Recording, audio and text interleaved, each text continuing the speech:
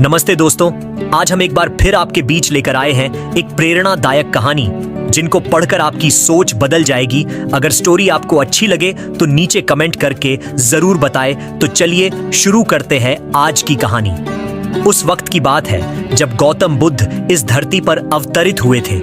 एक दिन गौतम बुद्ध धन के प्रचार के लिए वैशाली नगरी में जा रहे थे।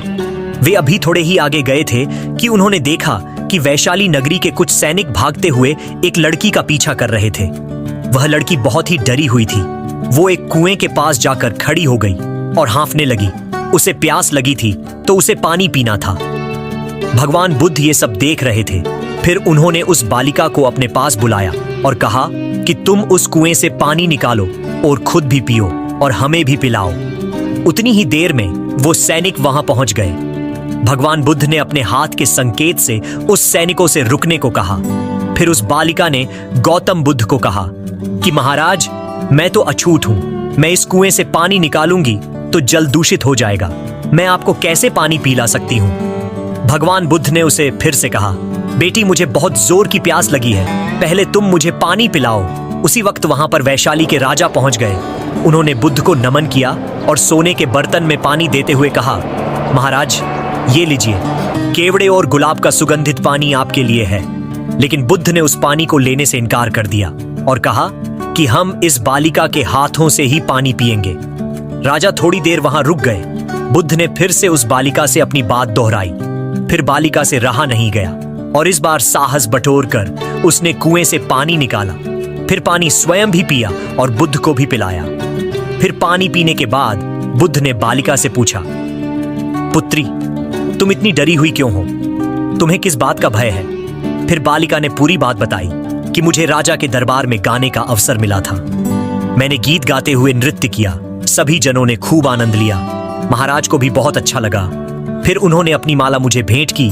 लेकिन तभी किसी प्रजा ने महाराज को बता दिया कि मैं एक अछूत कन्या हूं। फिर महाराज ने मुझसे पूछा कि क्या तुम एक अछूत कन्या हो? फिर मैंने बताया कि हाँ, मैं अछूत कन्या हूं।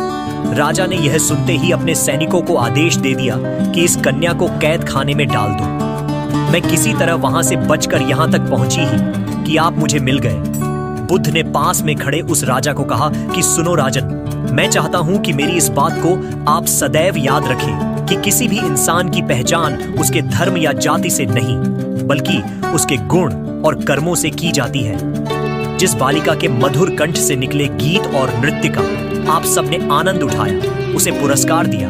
जिनके कार्य इतने अच्छे हैं वे अछूत हो ही नहीं सकते और आप उसे अछूत कह रहे हैं। सारी प्रजा का पिता होकर ऊंच नीच का भेदभाव रखते हैं। सुनो राजन, यहाँ पर नीची सोच और छोटे कार्य करके अछूत होने का परिचय तो आपने दिया है। इसलिए मेरी नजरों में वह कन्या नहीं बल्कि आप अछूत हैं।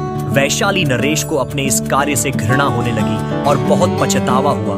फिर वह बुद्ध के चरणों में गिर पड़े और क्षमा मांगने लगे और कहा कि आपकी इस बात को मैं सदैव याद रखूंगा। फिर राजन वहां से चले गए। तो दोस्तों, इस कहानी से हमें यही शिक्षा मिलती है कि कोई भी इंसान अपने कार्यों और विचारों से बड़ा बनता है, अपने धर्म या जाति से नहीं। ऐसे छोटे विचार रखकर खुद अछूत ना बने, बल्कि ऊंच नीच का भेदभाव भूलकर एक अच्छे मानवता का परिचय दें। दोस्तों, अगर आपको यह कहानी अच्छी लगी हो तो वीडियो लाइक जरूर करें।